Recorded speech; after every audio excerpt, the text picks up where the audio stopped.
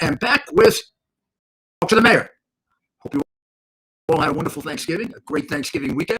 I hope you're back for some serious conversation about how we're going to preserve our way of life and how we are going to, over the period of the next, we've got about a year and a half, make sure that we end up with a result that is considerably better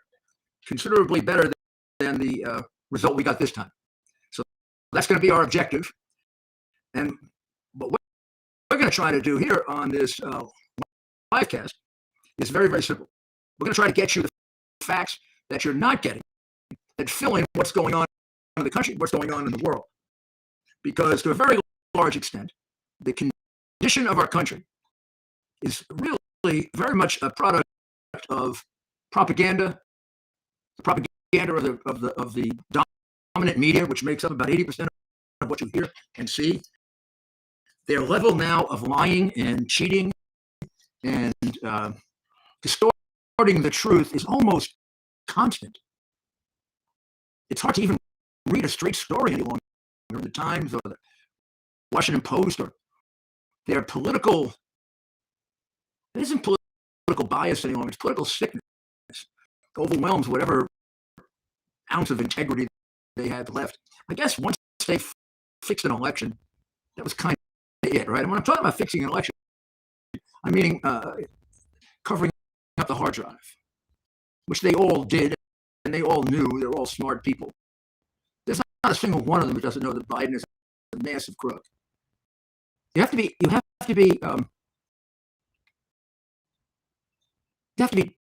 stupid.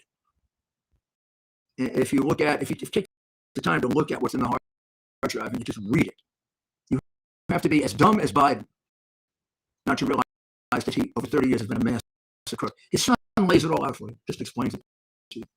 If they can hide that from you, they're hiding plenty from you. For example, right now in China, major protests are going on. Protests that suggest that maybe America should not be so cozy with China. That maybe the NDA allowing China to push them around and let them sort of follow what the Chinese want, maybe that isn't so wise. And maybe it isn't so wise that we elected a president that took so much money from China so that we don't have any idea if he's compromised. Well, maybe you don't have any idea whether he's compromised. I know that he's compromised. And if you don't, once again, I wonder how educated you are and how intelligent you are. Nobody gives away an airbase 400 miles away from an enemy that could be critical at a time of war, other than someone that's been compromised and is selling out his country. The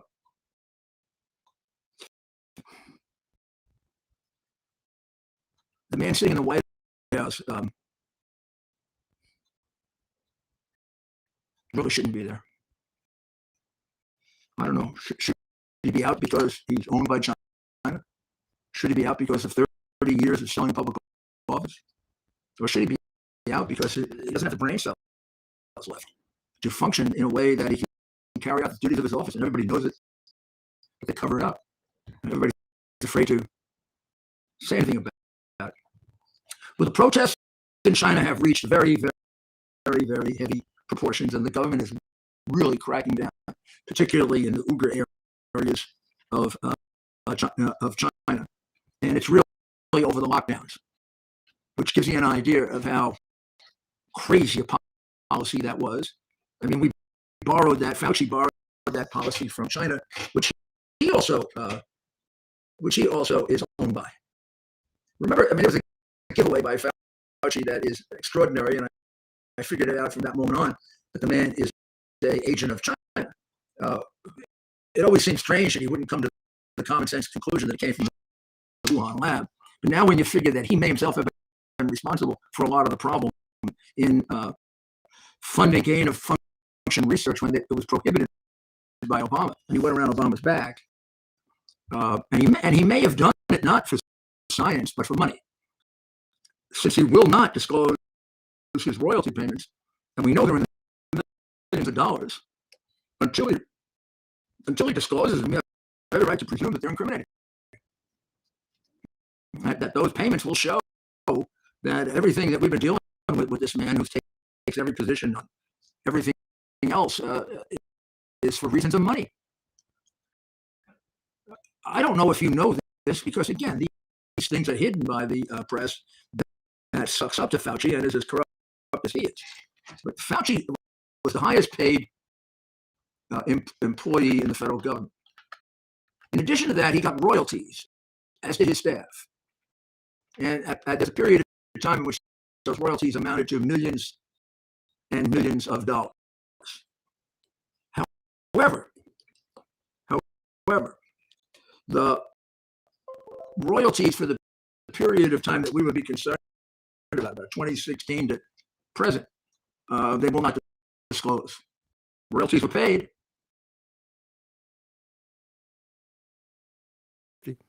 But they won't tell us who paid them, like Moderna. Did Moderna pay royalties?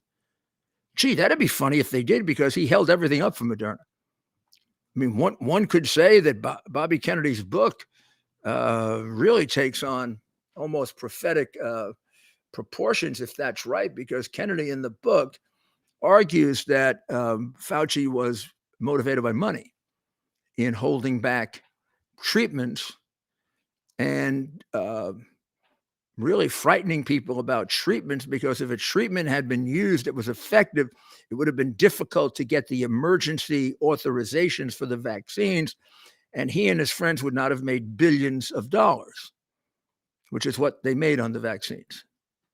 It's hard to believe that they would sell us out for that, but I don't know. Until it's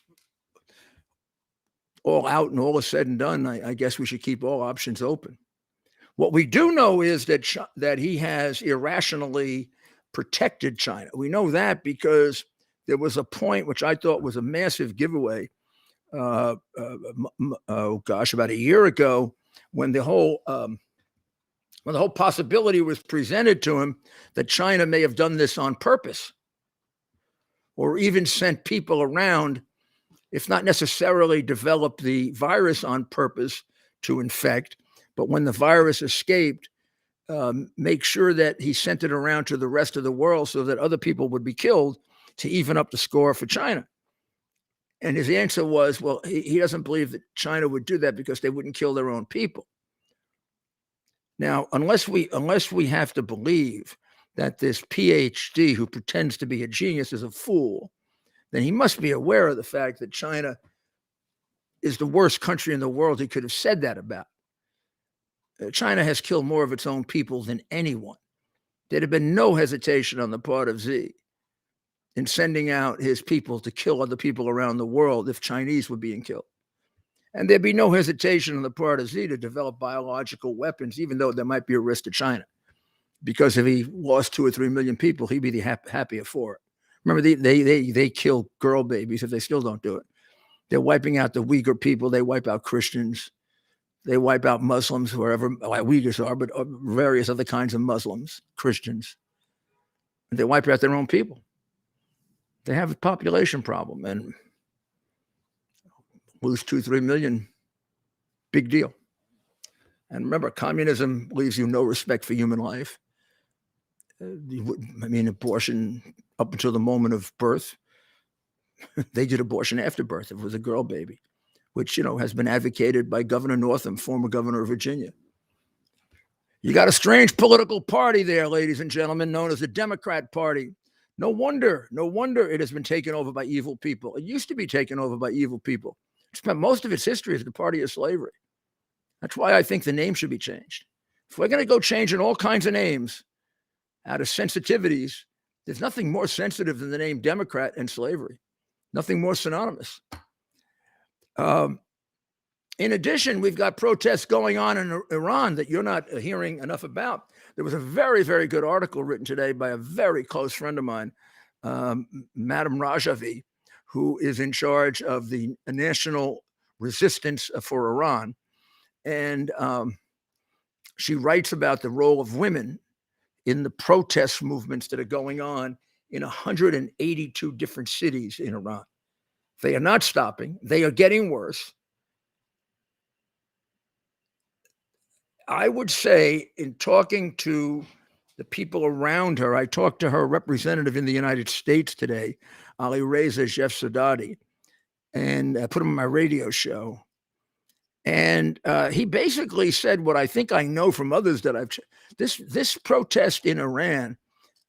I don't think it's going to stop until the Ayatollah is kicked out. The Ayatollah's niece has joined the protest. It's growing now. You say, well, why doesn't the Biden administration recognize it more, or give it the kind of support that the Reagan administration gave, solidarity or whatever? Because because it's clear that Obama and Biden are on Iran's side. Otherwise, why would they have given them billions of dollars or hundreds of millions of dollars in cash that they knew were going to go to terrorists to kill people? They've got some sick fascination with Iran. I mean, they prefer Iran to Saudi Arabia. They prefer Iran to Israel. Iran wants to destroy Israel. They want to fund Iran. That's a Aristotelian logical problem. Rhetoric. You would get that in rhetoric if you ever studied Greek. You got the conclusion, right? Or how about this? Let's take this as a given. Iran sponsors terrorist groups. Those terrorist groups kill Israelis and Americans. Iran asks you for huge amounts of cash rather than the usual transfer of money by wire.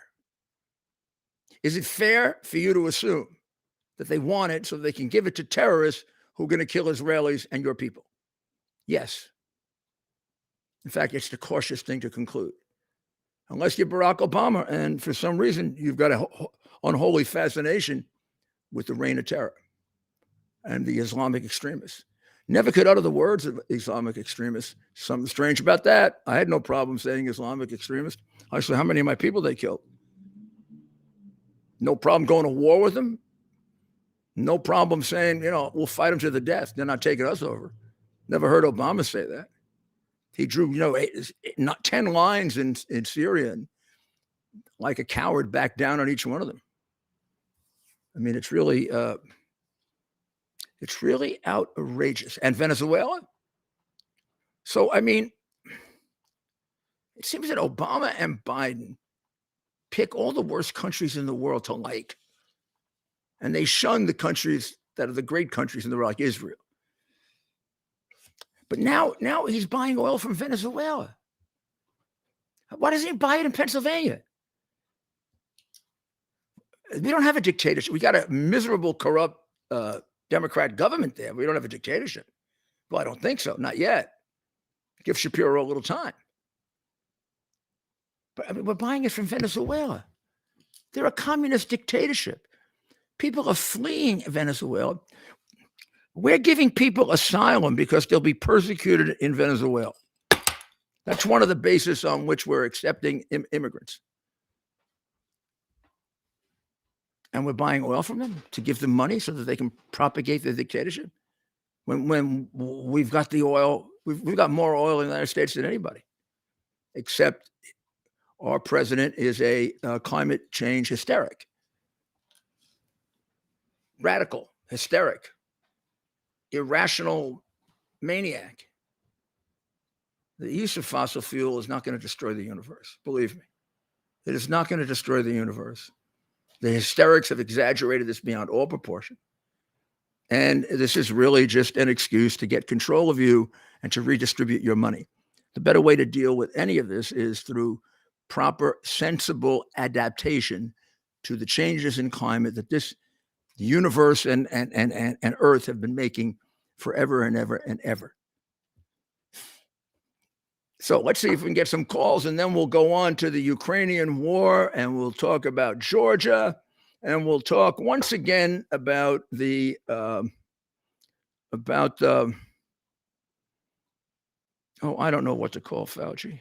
Sad case. I don't know what he did to us. The man did so much damage to this country. It's hard to even look at him. But he's not pleasant to look at anyway. And luckily, you can hardly see him. Thanks for joining us. America's Mayor live with America's Mayor, Rudy Giuliani. Please visit rudygiulianics.com. That's rudygiulianics.com, and listen to all the mayor's podcasts, including some very interesting recent episodes, including one with the great Larry Elder. And, of course, a number of other fascinating episodes that you will really want to check out. One of them does a deep dive with some medical professionals on President Biden's state of mind, whether or not you ask some very important questions. And I think the answers will, I don't think it'll necessarily surprise everyone, but you'll find it very insightful. And you'll learn something if you watch these podcasts. Yeah, I mean, if you really want to inform yourself, go visit your local nursing home, and you'll find that half the people there are more articulate than he is. So let us know who you are and where you're tuning in from. Comment below. Thanks for joining us on Facebook, Twitter, and YouTube. We have over 1,000 people tuning in right now, Mayor. And so please keep the questions coming. One question we're getting, talk about, Mayor. So the World Cup, big game tomorrow between the USA and Iran. Does this game mean any more because of the current state of affairs, or is this just another soccer game? No, it has to mean more. I mean, you would like to say it's another soccer game, but to a lot of people, it will have a great deal of meaning.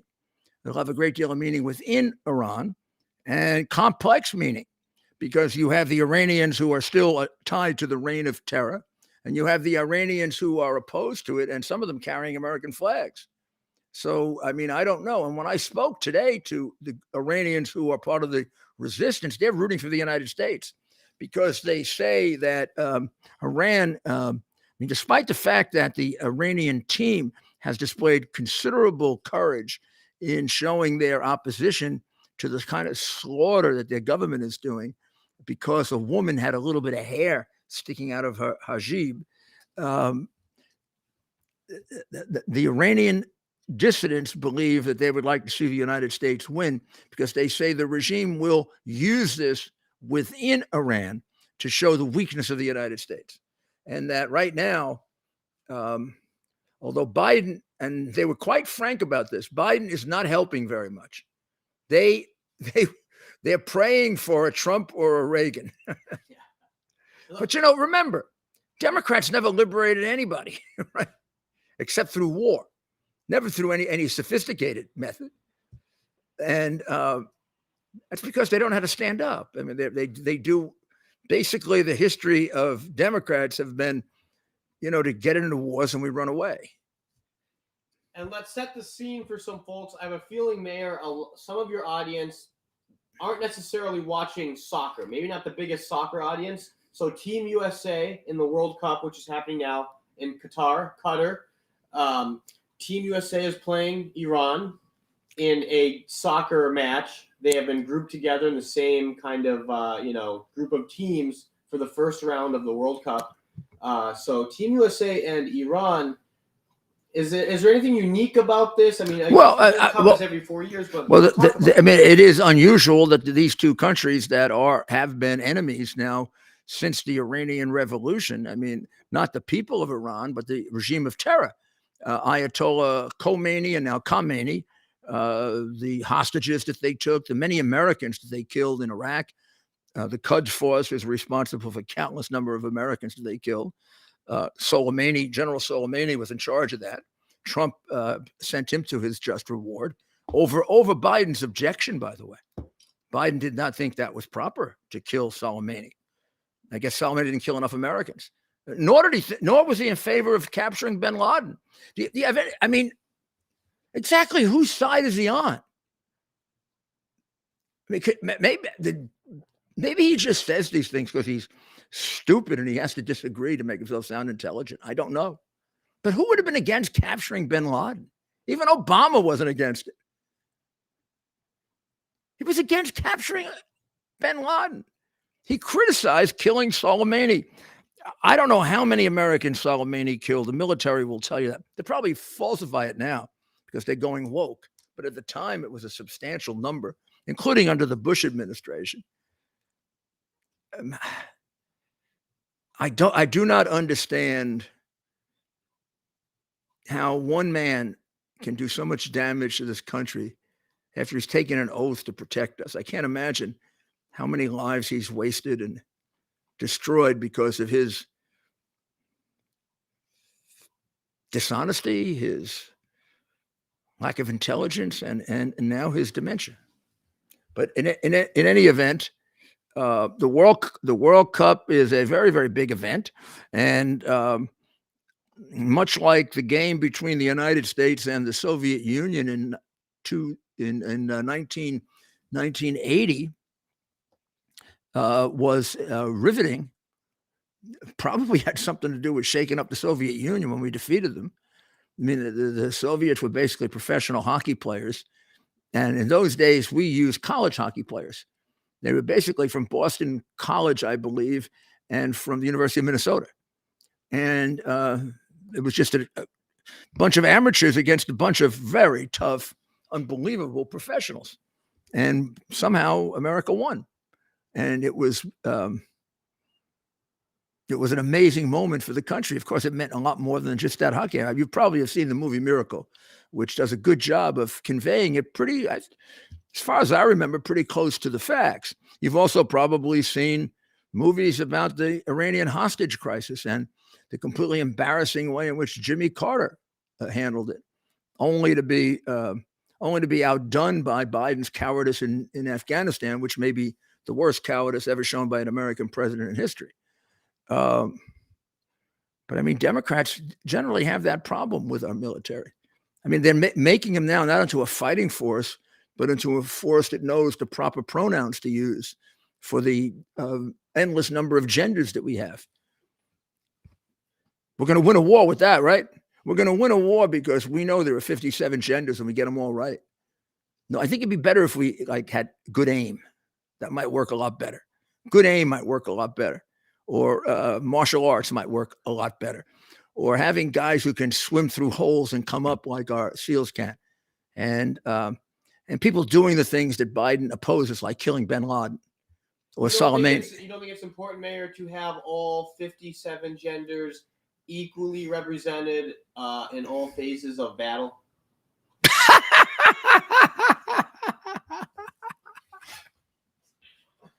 Oh, I'm probably going to get hung or something. 57 genders, my you know what. What a bunch of idiots. Whatever happened to common sense? You know, you don't have to accept all this. You have an intellect. You got an intellect. It's like I understood climate change, global warming right from the very beginning. I understood it because I used to take care of the East River and the Hudson River. And they were always complaining, oh, a little iodine got in the East River. A little, you know how much iodine you'd have to put in the East River? You'd have to put probably pretty much the whole East River worth of iodine in the East River to affect the East River. Or when you have these spills, the oil spills. Remember the last oil spill was going to last for 20 years. It's gone. The oil spill is gone. Gone. Why? Because the ocean is vast. It's gigantic. It absorbs it. Think of the universe. Think of how tiny we are. Think of how much carbon we produce. And think of how the earth has been changing and the climates have been changing forever and ever and ever. You really think we're important enough to change that very much? I don't know. Maybe a little emphasis. Maybe we can have a little effect. You tell me we're the prime players in that, then I know you're a phony like John Kerry who wants to make $1 billion with a con operation. Who was the one that said the world would end? Oh, it was Gore. The world would end in 2010. So why didn't they just muzzle him in 20? Why didn't they put a mask on him in 2010 and tell him to shut up after that? I mean, once he was wrong about that, how does he have any? Or how about Fauci? I'm science. He begins. Wearing masks will do no good. Little cloth masks don't work. Of course they don't work. Hey, yo, you think I don't have a brain? You're the only guy with a brain? Of course a cloth mask doesn't work. They don't use cloth masks in surgery. You know that. What do they use in surgery? They use a very sophisticated mask that's fitted to your face so that you can't even get it fitted to your face, and it hurts. Anything else is bull. And you knew it. And you told us that for a month and a half. Then you changed your mind. And then you told somebody, I don't know who it was, that you were lying to us all along because we didn't have enough masks. In other words, masks are going to save our life, Fauci. But because we didn't have enough, you lied to us? So what are you? Exactly what are you? Well, let's start off with the fact that you're a liar, proven. And then let's all start off with the fact that you are getting royalties, I don't know, looks like in the millions, and you won't disclose them. I don't need to know anything else about you, damn it. But what a bad mistake you were. What a tragedy for this country. If we could only have had an honest man there and not you. Mayor, can you kind of talk to the audience about how this epidemiologist garnered so much power? And, we have to say, even from the beginning of this pandemic, how was this person able to put himself in such a powerful position to shut down the economy and to do everything? I don't know. It's a guy who had a bad reputation dealing with AIDS. How did he end up getting on the stand? It's a guy who had problem. When I first heard of him, I was told this is the guy that was very controversial in dealing with AIDS. And it looked like he was trying to engineer things for certain companies, and he's a real player. I never trusted Fauci, ever. And then the minute he changed his position on hydroxychloroquine, I knew he was a phony because he had written an article about how safe hydroxychloroquine was. Did people know who Dr. Fauci was during the AIDS epidemic? They didn't remember. They didn't remember how attacked he was during AIDS. He was, though. So he was a name then. Back then. Yes, he was a name then, and he was considered to have been a guy that was a real problem. And but the thing that really turned me on him was two things. First, he seemed obsequious with regard to China, as opposed to a guy that should be angry. Well, obviously, we know now why. He was guilty. He may have caused the damn thing in the first place with his gain-of-function research with China. So from the very beginning, he's covering up his own problems with his friends. Second, he knows he's getting this huge amount of money that he still won't disclose to us. So he's got lots of, he's shuffling a lot of decks, that little guy. He's shuffling a lot of decks. Where does this guy come from? How does somebody comes from Brooklyn, unfortunately. But, so did Joey Gallo and me. A lot of different people come from Brooklyn. There's a lot in between. The ball player? No, Joey Gallo, the gangster. Oh, you said Joey Gallo. I'll give you somebody better. John Gotti came from Brooklyn, okay? Oh, all right, okay. Wow. All right, so that's one question that still, I think, stumps some people. How this epidemiologist, and yes, he was involved, and, he's been in Washington, so he's been in that's a strike. Leadership position. Strike one, he was in Washington. Strike two, he's the highest paid bureaucrat. And strike three, he was getting secret royalties. And to this day, the left-wing press doesn't want to know who he got the royalties from. They'd be hounding someone else for that. Of course, don't you want to know, did he get money from Moderna? Wouldn't that tell you an awful lot if he got money from Moderna or Pfizer? Did he ever get any money from Pfizer? If he didn't, okay, it looks a little better for him. If he did, it's a disaster. If he got money from a bunch of them, you got to start. If that came out. You got to think prosecution at that point. Yes. A lot of people died based on his judgments. And, the mask, the cloth mask is a joke. It's a joke. It's not going to do anything. A cloth mask is going to do anything. I think it makes some people feel safer. Yeah, but isn't that ridiculous? Isn't it ridiculous to make people falsely feel safer? If anything, that's counterproductive.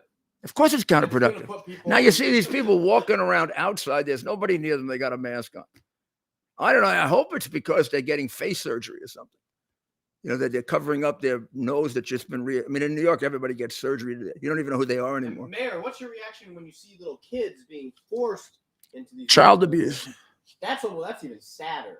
No, I would say when you see children in masks, it's definitely child abuse, particularly young children. You're permanently damaging. Oh, you put a kid in a mask for 2 years, you're doing all kinds of psychological damage. You don't even know. You're also doing all sorts of damage in terms of sniffles, and kids get sniffles. They don't change the mask. They keep re-inhaling this. Oh, come on. And what do they say about kids? And they're doctors? These are doctors? Do you know every single treating doctor I dealt with on this disease disagrees with Fauci? And I got to tell you, every treating doctor I talk to, like the guys who put my stent in and the guys who take care of my post prostate cancer stuff and all. I have a lot of doctors that I talk to. They all think he's a bunch of, they're embarrassed of him. They're embarrassed of Fauci. And they're embarrassed for their profession. This guy's a money man. Thanks for joining us, America's Mayor Live with America's Mayor. Anybody want to defend him? Come on, defend him. Giuliani. Let us know in the comments below if you were to defend Dr. Fauci. How would you defend him? What would you say? So this is a real, this may be a challenge for some, but let's engage in this during exercise. During the deposition that he took the other day, it's been leaked that he couldn't remember anything. He's having I guess he's been around Biden long enough now. He couldn't remember anything. And then when he changed his mind and he said that masks were useless. The typical mask you buy in the drugstore is not really effective in keeping out virus, which is small enough to pass through the material. That is a quote on February 5, 2020 from Mr. Science, Dr. Fauci. The typical mask you buy in the drugstore is not really effective in keeping out virus, which is small enough to pass through the material. 2 months later, he changed his position. And not only did he say you should wear masks, now they started to act like, the Gestapo. You had to wear masks. You had to have licenses. You had to have the mask on at all times. You'd get a summons if you didn't have a mask. You'd be censured. You'd be a social outcast. You'd be the guy spreading the disease to everybody if you didn't have the mask on, which is not really effective in keeping out virus, which is small enough to pass through the material. At no time did he ever cite a single study to back up his claim that masks were effective against COVID-19. And according to Attorney General Eric Schmidt, under oath, he couldn't produce a single study that supported his change of position. So that's a scientist? Or is that a slimy, lying politician who's in it for the money? Thanks for joining us, America's Mayor Live. Keep the questions coming. Let's do a few shout-outs and then get to some questions. Mayor. So we have Mildred, who says hi from New Caney, Texas. Fernando in New York. Hello, Fernando. Salvatore in Salvatore. New York. Salvatore. What a beautiful name. Salvatore. Mikey in Alaska. The Savior. Rosalia from Tampa Bay. Another pretty name, Rosalia. Hello we have another for 2 people from Alaska tuning in. Marty. I bet it's cold up there. Jeep Girl checking in from Colorado. She's one of our moderators. And a lot of other places. So questions here. Let's scroll through here. Indiana. Angel from Indiana says hi. What a nice name, Angel. This time of the year. On Facebook. Thanks for joining us on Facebook. We have a lot of our audience on Facebook. Is she related to the angel in It's a Wonderful Life? Angel, are you related to Angel in A Wonderful Life? Have you watched that movie? Angel Dawn. All right, let's keep it. Liverpool, England checking in. Liverpool, England. It's 10 degrees where Mikey is tuning in from in Alaska right now. 10 degrees. 10 degrees. That's not too bad. I would have thought it was like below zero. Sydney, Australia. Tom in Florida. I don't think it's 10 degrees in Florida. Ward Elliott has a good question that you have an answer for. Mr. Mayor, are you ever going to get your computer devices back that the feds confiscated from you, and in his mind, they illegally confiscated? Well, they did illegally confiscate it to me, and I have gotten them back, but they're not all working. I mean, they're not all working, and I'm having a hard time recreating what was on them. So I've got some of it back, but I haven't gotten it all. I mean, I've gotten all the devices back, but I haven't gotten everything back yet that was there. And I'm talking about stuff totally unrelated. I have 32,000 songs on my iCloud because I'm an opera and classical music lover. And when they took it from me, they took my main computer. That I keep it all on the main computer, and then I put a few on either iPhones or I used to have iPods, but we don't use them anymore. But I put them on my iPhone or on my iPad, but I don't have all of them there. So I've been deprived of my full range of 12 versions of Aida or 13 versions of Otello for a year and a half. And I'm not sure I got them all back. A lot of things that are missing. Contacts are missing. Other things are missing. But the really horrible thing is, from the day I began representing Trump, they went back and took my iCloud without telling me. They claimed they had probable cause to do it. They came into my house, searched my law office, claimed they had probable cause to do it. And then after investigating, they said there wasn't probable cause to bring any kind of criminal charge against me. So I'm wondering what happened to the probable cause. Did it go poof up in the air? Was somebody lying? Thanks for joining us. No, not to the FBI. Ward is very thankful that you received your devices back. So well, I am too. Although I always wonder if I should be thankful or I should be angry that they took them in the first place. But I'm thankful. Okay, thanks for the question, Ward. So more questions coming in. Mayor, we maybe touched upon this at the beginning of the show. Have you heard of the protests in China? Oh, yes. I was talking about it at the beginning of the show. There are very, very, and I'm sure we don't know the full length and breadth of them. And I have a much better contact inside Iran than I do China. So the protests in Iran are alive, well, and going on as we speak in over 192 cities. And I've seen physical evidence of them. The protests in China, I believe, are much more extensive than we realize, but I only believe that. There's no question there are protests in China. They relate very, very much to the fact that Xi has gone beyond all rationality and locking people up, which is, I guess, what you'd expect in a communist government, similar to, California, Michigan, New York, where those Democrat governors just love locking you up, right? And they're all angry at DeSantis because he didn't lock everybody up. I don't know what it is, but I think it is the fact that they're socialists moves them much more toward authoritarian measures for doing things, because socialists believe they have all the answers. Democracies, countries with individual rights and libertarian principles believe much more in individuals should make decisions. And even if they're not perfect decisions, they're better if they emerge from the individual. And that the government, when it makes one decision for all, can be very simplistic. It's going to affect a few people, but hurt a lot of others. But okay, in any event, I believe I would have to just assume there are even worse protests than we know about in China. And that being locked up, after all, is not something that any group of people can accept. And China has had some degree of, it hasn't been like a locked in kingdom.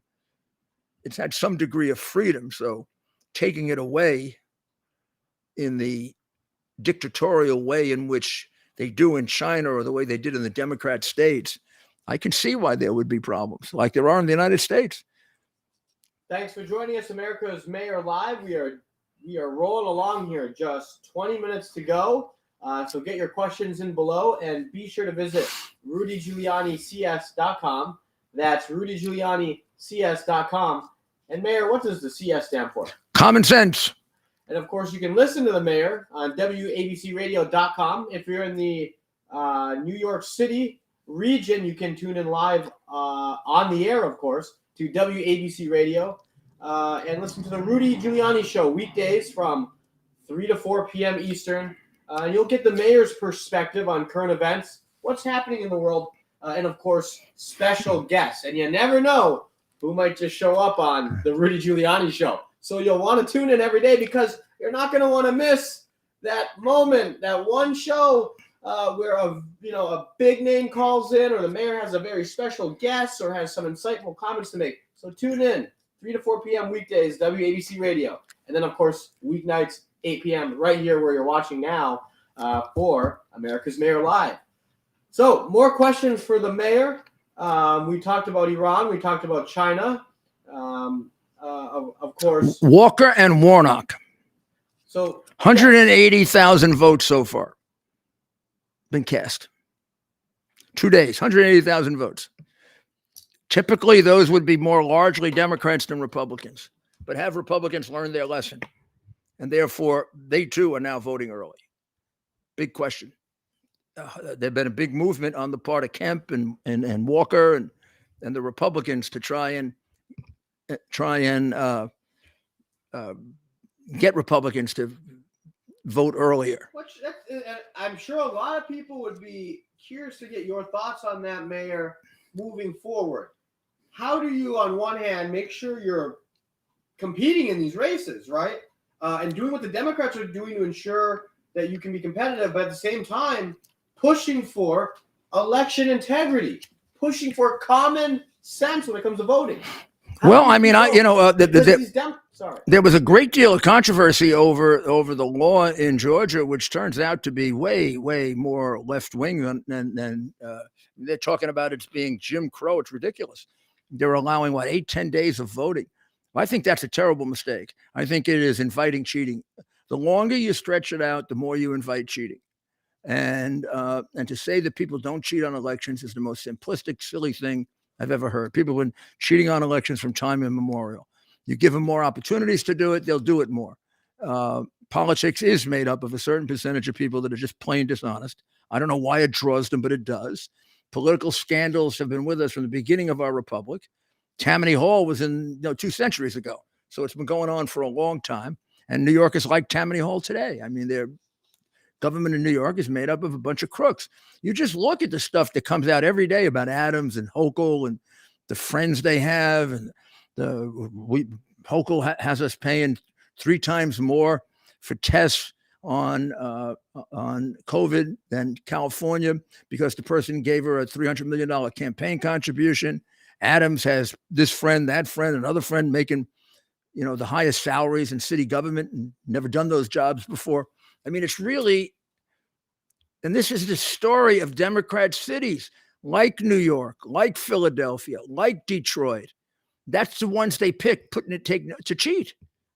They were very, very intelligently focused on cities they own, particularly where they own the judiciary.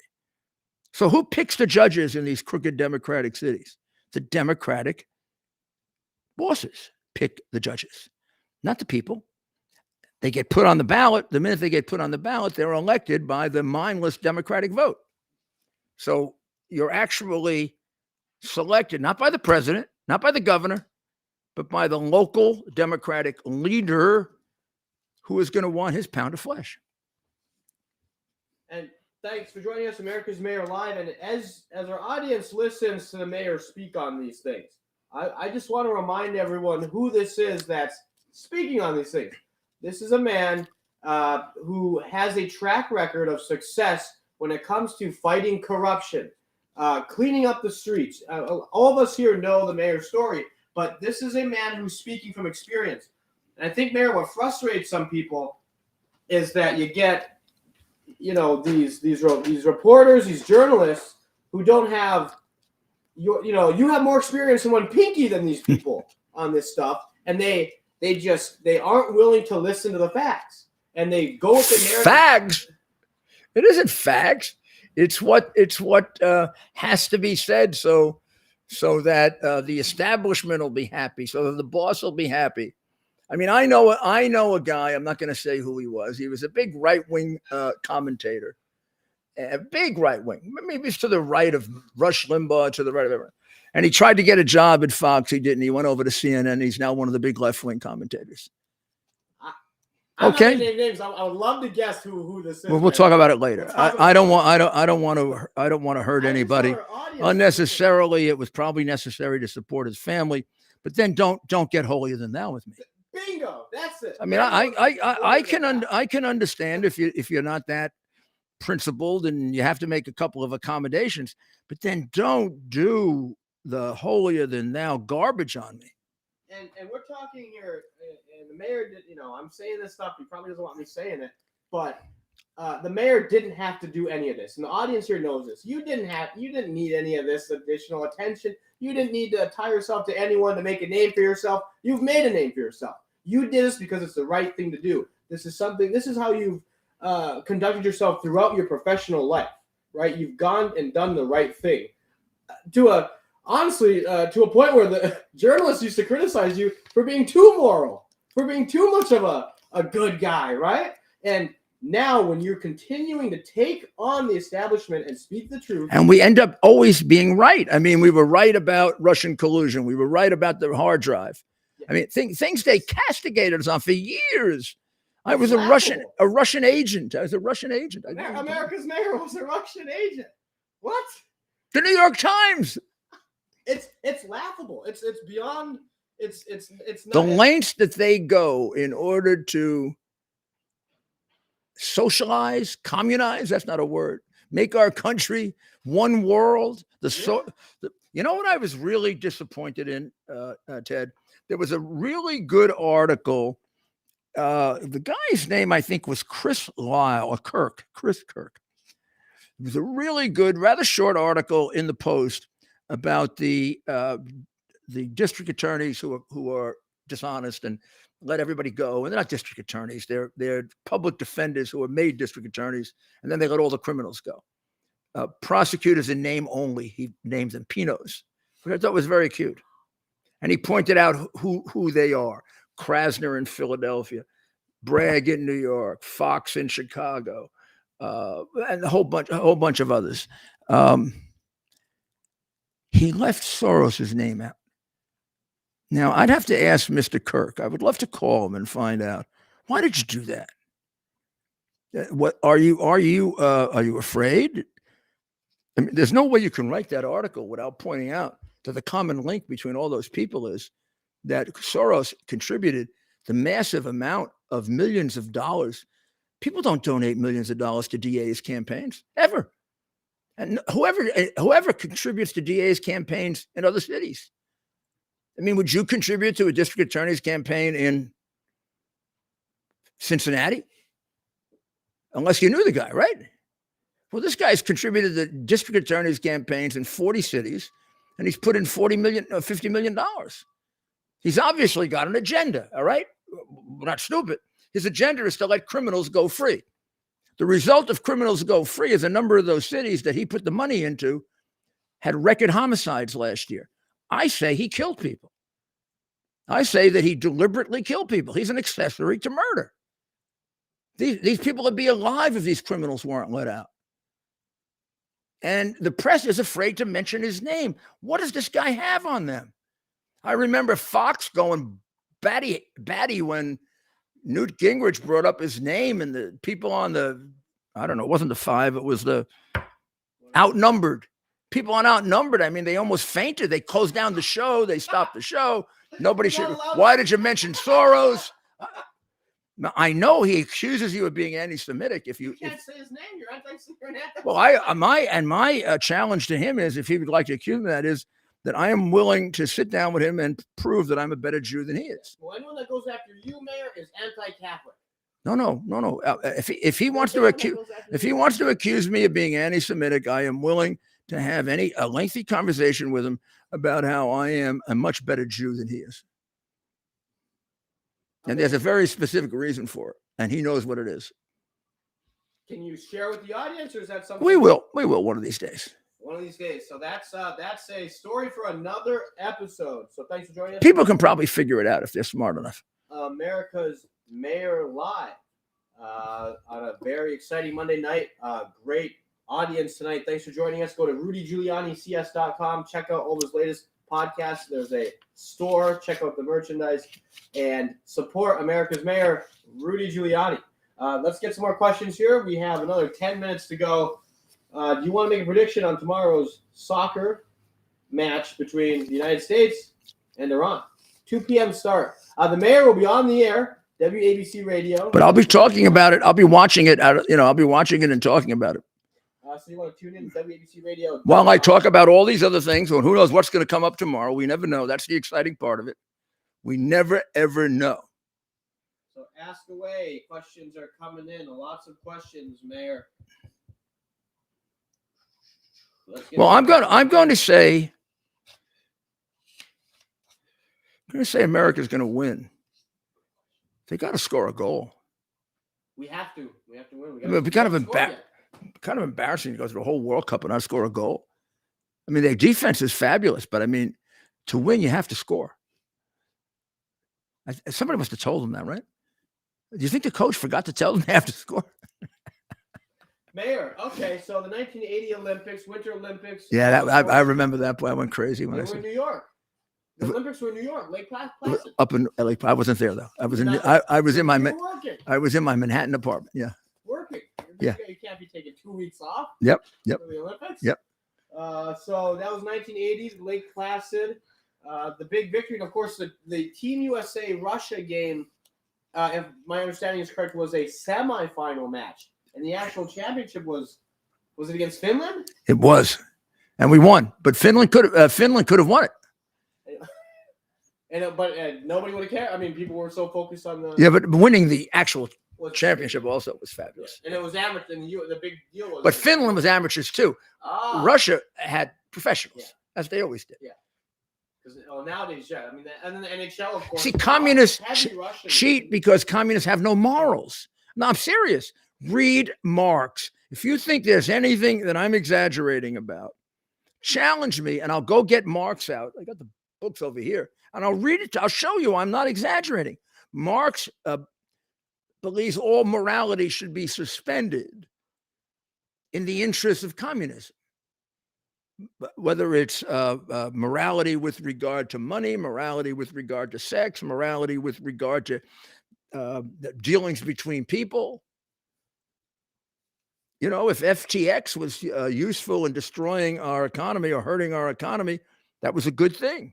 Oh, and by the way, is that guy getting away with it because he was a big Democratic donor? Who's that? Bankman. Oh, Sam Bankman-Fried. Bankman screwball. Yeah.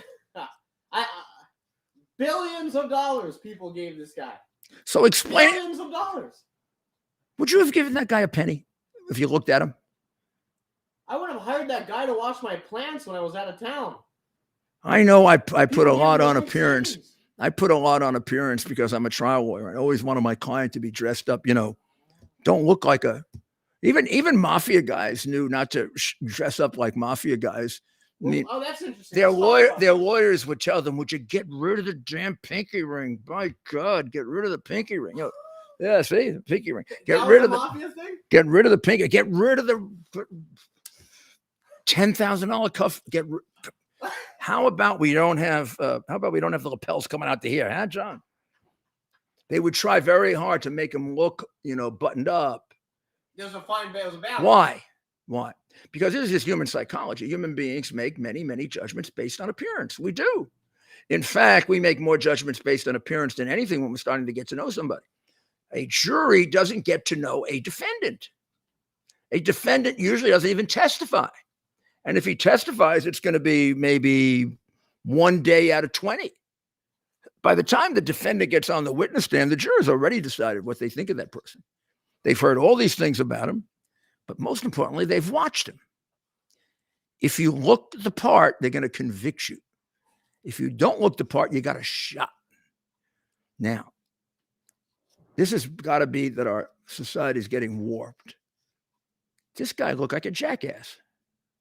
I wouldn't give a jackass money for something I didn't understand. If you understand cryptocurrency, come and explain it to me. Come on. Come and explain to me how that's safe. It's not backed up by anything. It can just blow up in a second. I can't go anywhere and recover if it turns out that it's worthless. And of course, it became worthless just after the midterm elections. So you can't figure out this guy's a con man? They don't want to. And then all these people selling for him? Come on, Tom Brady and what's Giselle? Any liability on their part? Giselle Boopadoop. Bunchin? Oh, okay.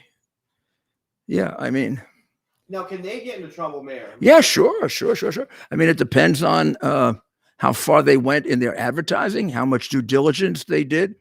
Did they do due diligence? Did they just repeat what he told them? They really shouldn't. They really should do some.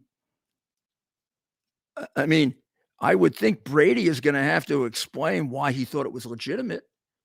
That's going to be a trick. I can't explain cryptocurrency. I don't want to, but I can't. I can't explain it from the point of view of advise a client that it's safe to invest any meaningful amount of money. And I understand this guy took money from a lot of middle-class people, that a lot of small people are going to get hurt, much worse in this than in the ones that I dealt with Milken and Boski, which basically involve big businesses and rich people. A lot of small people are going to get hurt here. But the Democrats don't give a damn, because you know what that money was used for? For them.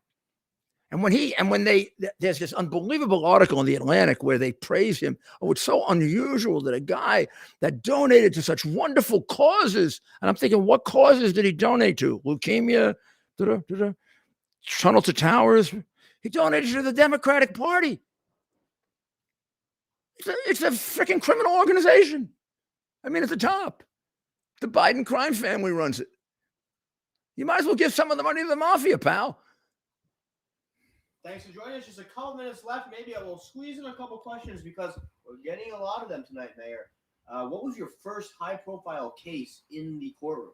What that you would consider high-profile? Maybe it was just New York market, but still. The one that I think would be considered the most high-profile was the first one that got me on the front page of the New York Times, and it's when I prosecuted Congressman Bertram Podell, and I cross-examined him, and he broke down on the witness stand and confessed.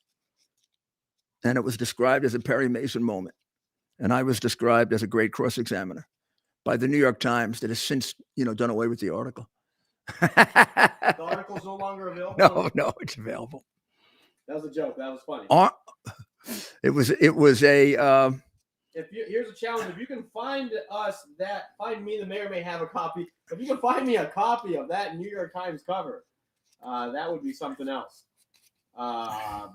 That was my first. That was my first high-profile case, I would say. I prosecuted a lot of cases as a young man. I prosecuted tax evasion cases, and I prosecuted drug cases, and I prosecuted bank robbery cases, and I prosecuted fraud cases, and I prosecuted a lot of corruption cases. And I was as a young prosecutor, I was head of the narcotics division, and then the public corruption division. Well, in the other order, actually, the public corruption division and then the narcotics division of the U.S. Attorney's Office. And of course, this is from 1974. That was from 1970 to 1976 that I did that. 75. The prosecution team was Rudolph W. Giuliani, Mike Mukasey, and Joseph Jaffe. Mike Mukasey, I know that name. Former later Attorney General. He was my assistant. That's the same Michael Mukasey. He was my assistant. And then Judge Carter. Yes, Judge Carter. And at the time, you told you told the judge that the government believed the guilty plea by the two defendants satisfies the interests of justice. That's a quote. Yeah, he was on trial.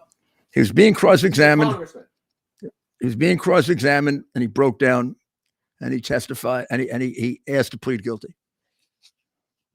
Mind you, this is the New York Times writing about Mayor at the time. Right, future mayor, yeah. This is the New York Times writing these words. This one I have to point this out. These discussions followed several hours of grueling cross-examination of Mr. Podell by Mr. Giuliani, the 30-year-old chief prosecutor who hammered away at the credibility of the wary congressman. I'll save them, but there's a lot here on the mayor, and there's some quotes here. So, folks, I would encourage. May I lose all humility for a moment? Please do. You don't want to get cross-examined by me. That I used to say, just give me 3 hours with Biden and I'll have him confessing. Mr. Giuliani suggested during the cross-examination that Mr. Podell had accepted a $29,000 check from Mr. Miller in the form of a campaign contributions, and it was actually a payment to help Florida Atlantic Airlines obtain a route to the Bahamas. Yeah, we call that a bribe. Yeah, that's a lie. Mr. Podell fired back at you. And Mr. Giuliani fired back, "Who's telling the lie? You are," says Podell, who appeared composed during most of his previous testimony, but started to break down under Mr. Giuliani's cross-examination. Mr. Giuliani, who seemed like a boxer closing in on a battered opponent, moved quickly from his lectern to the witness stand to confront Mr. Podell repeatedly with previous testimony and documents, showing him Mr. Miller's $29,000 check to a Podell campaign committee. Mr. Giuliani said, "Didn't he hand you a blank check, and didn't you write in the name of the payee?" "It sure looks like my handwriting," Mr. Podell conceded. "It sure does," Mr. Giuliani adds. All right, I'll stop there. Stop there. Yeah, but that does remind me of one of the great days in the courtroom.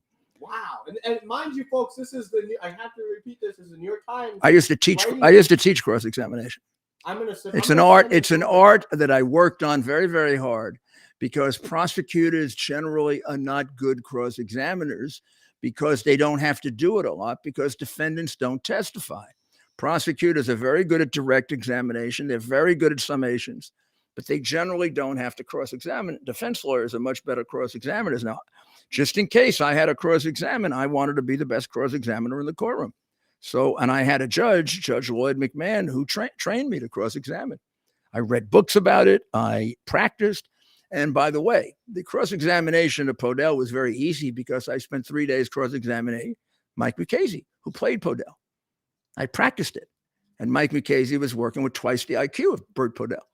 So when I got up to get Podell to answer, he wasn't nearly as sharp as Mike. Well, if you'll really want to look into this case, Bertram Podell, 1970. But the main thing that people should learn, young lawyers should learn about cross-examining before they start to really learn it as a second nature, you got to practice it. You can't just go up there. You got to get somebody that's willing to sit with you for hours and hours and hours and practice the cross-examination and go over see, a person can give like only 3 or 4 different answers to a question, right? So then you go over all the options. If it's answer number 1, answer number 2, answer number 3, answer number 4. You also have some simplistic rules of cross-examination. You always are friendly at the beginning of your cross-examination. And if you're going to turn, you turn at the end, because if you're friendly, you might get some admissions. You also try to act a little stupid. You make the witness feel like he's gotten one over on. "Mr. Giuliani, didn't you know?" The minute I got somebody to say that to me, "Mr. Giuliani, didn't you know that my law firm's name was Jochen Fleister and Schmidt?" I'd say, "Oh, I'm sorry, Mr. Podell. I didn't know that was the name of your law firm." I almost want to say, I guess I'm a little stupid. The minute you get them there and they begin to feel they got you. What happens when they feel that they got, like, oh, I got them. This is easy. Then you get all the good stuff out and they exaggerate a little. And now when you got the contradictions, you start to use the contradictions, and then you become a totally different person, and they fall apart. I mean, they fall apart because, if you start off by yelling and screaming at them, they'll get immune to it. Anybody who's yelling and screaming throughout an entire cross-examination is a jackass. You got to be any number of different personalities. I remember cross-examining someone who was extraordinarily sympathetic because it was a very close case of entrapment, and I cross-examined him very sympathetically. I conceded it was very close, but then I emphasized the fact that he had 2 days to think it over. He had 2 days to back out of it, and then he went ahead and did it. And he said, "That's right, but I did think about it for 2 days." And then I said, "Well, that's the most premeditated crime I ever heard of. You got 2 days to think about it, and you still did it. Doesn't that tell us all we need to know?" So we're wrapping up here, but what a fascinating discussion here. Somebody asked Mayor the best defense attorney, the toughest defense attorney you took on in the courtroom.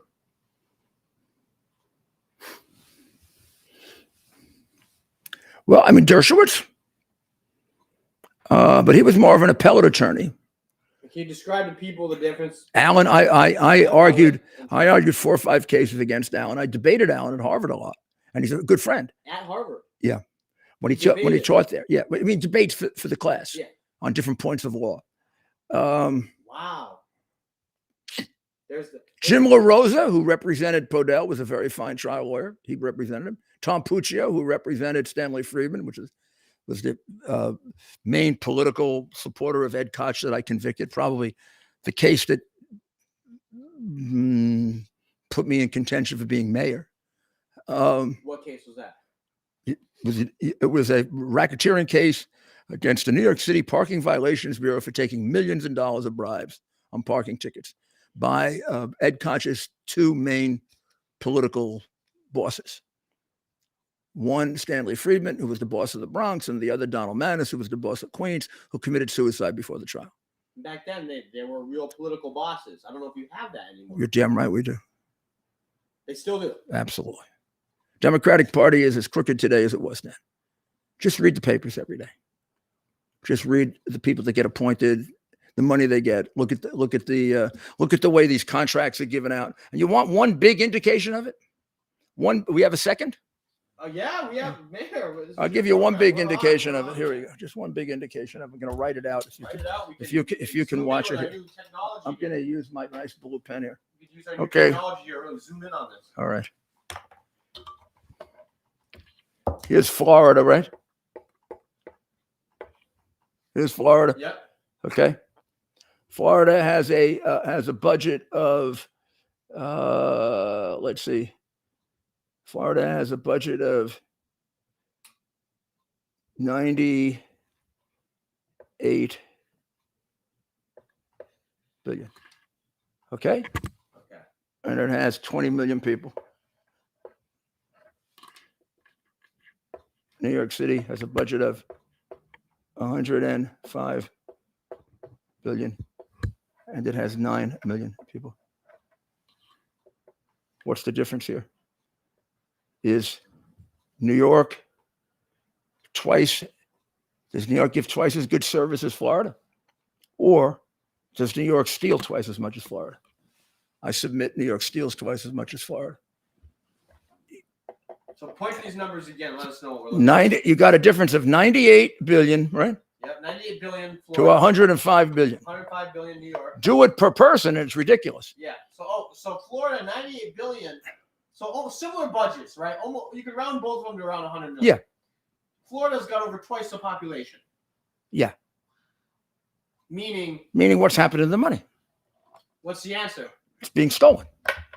The money is going into kickbacks. It's going into excessively high contracts to vendors who are relatives, friends, close friends, who either kick back in terms of very large campaign contributions. Here, why New York had to pay twice as much for Hochul, who is a big thief. Hochul put out a contract for tests for COVID that cost twice as much as California. She got $300 million in campaign contributions. The difference between New York and California was $300 million. So the taxpayers funded her $300 million campaign contribution. You understand what I'm saying? Do you follow it? So if we had paid what California paid for the COVID test, we would have paid $300 million. Yep. Okay?